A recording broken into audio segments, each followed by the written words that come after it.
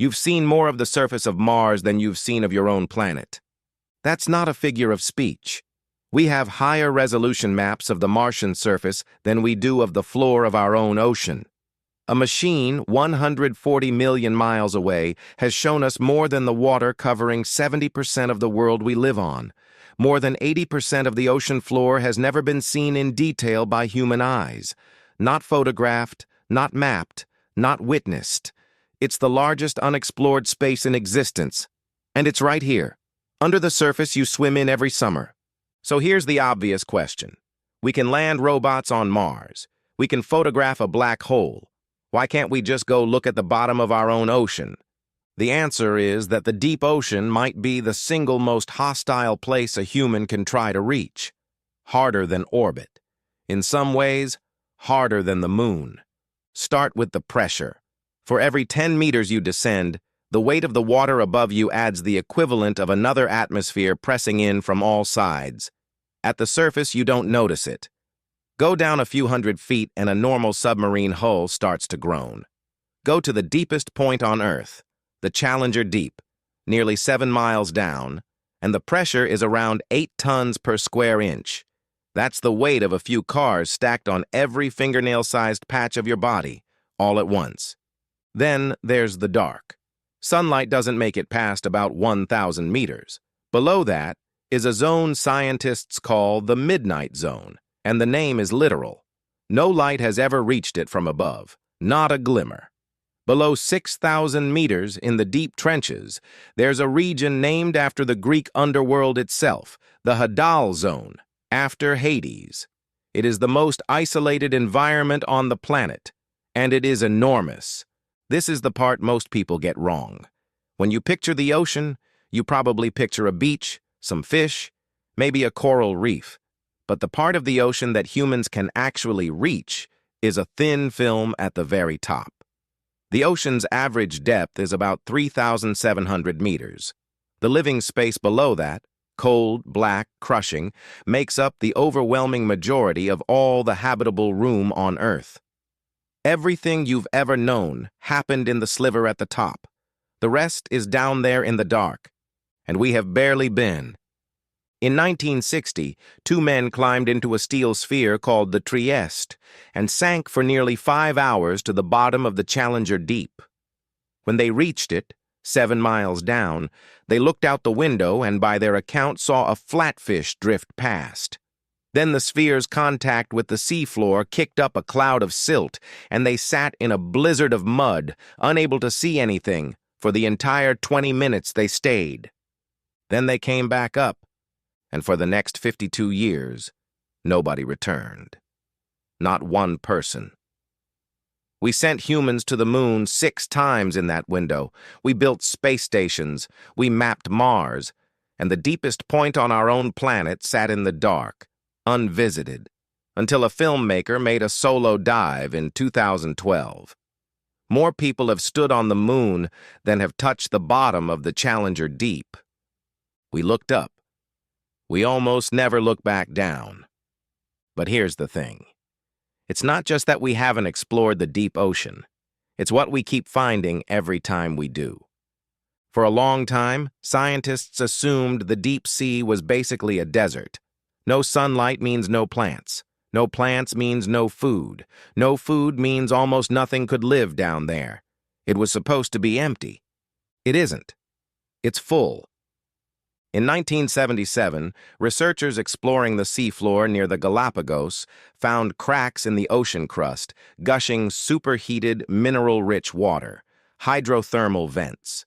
And clustered around them, in total darkness, was an entire ecosystem. Tube worms taller than a person, ghost white crabs, whole communities of life running not on sunlight, but on chemicals leaking out of the planet's crust. Nobody had predicted it. Nobody thought life could be built on anything but the sun.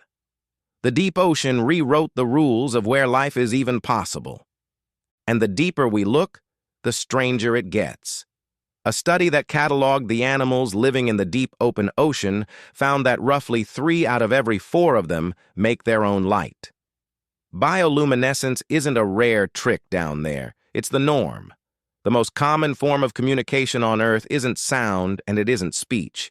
It's living things glowing at each other in the dark, in a place almost no human has ever seen. And it's not just that life survives down there, it's that life has solved a problem that should be unsolvable. At the bottom of the deepest trenches, scientists have filmed a small, pale, almost translucent creature called a snailfish, swimming calmly under pressure that would flatten a submarine.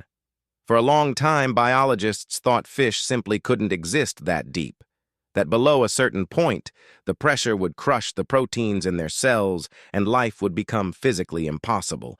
Then they found the snailfish living right at that theoretical limit, its body saturated with a special molecule that keeps its cells from being crushed. Evolution didn't just reach the deepest, harshest place on Earth. It moved in and made itself at home. Which brings us to the part that's genuinely hard to sit with. In 1997, hydrophones spread across the Pacific picked up a sound. It was so loud that sensors more than 3,000 miles apart both recorded it. Scientists nicknamed it the bloop. For years, nobody could say for certain what made it. A sound that size, in theory, would have to come from something enormous, far larger than any known animal. It became one of the great mysteries of the deep. Years later, researchers reached a calmer explanation. The bloop most likely came from a massive iceberg cracking and fracturing far to the south. Not a creature.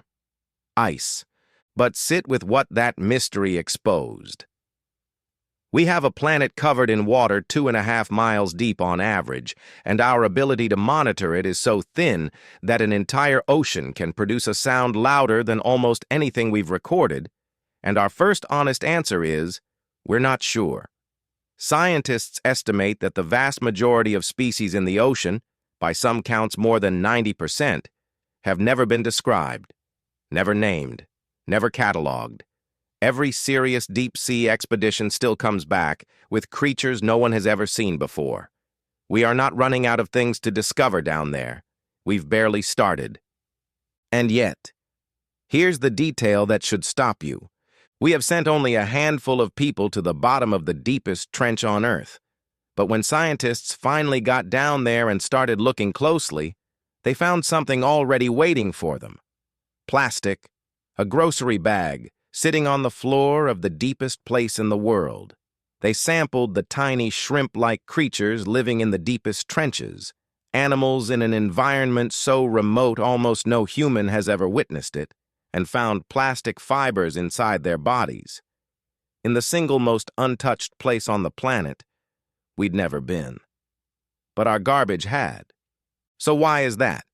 Why, with all of it sitting right beneath us, did we point our cameras and our money and our imagination at the sky instead? Part of it is practical. The deep ocean destroys equipment, costs a fortune, and offers no flag to plant. But part of it is something stranger about us. We are drawn to the up. The stars feel like destiny. The dark water beneath us feels like something else.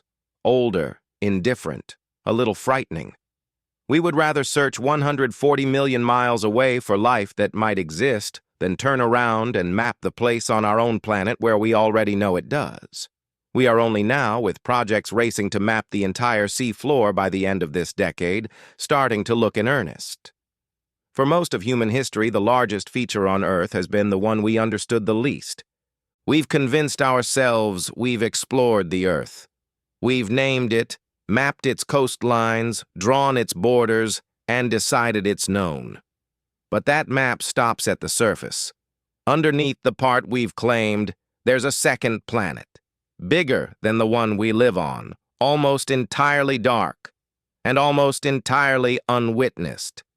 The next time you stand at the edge of the ocean, look out at the water and remember what's actually under it.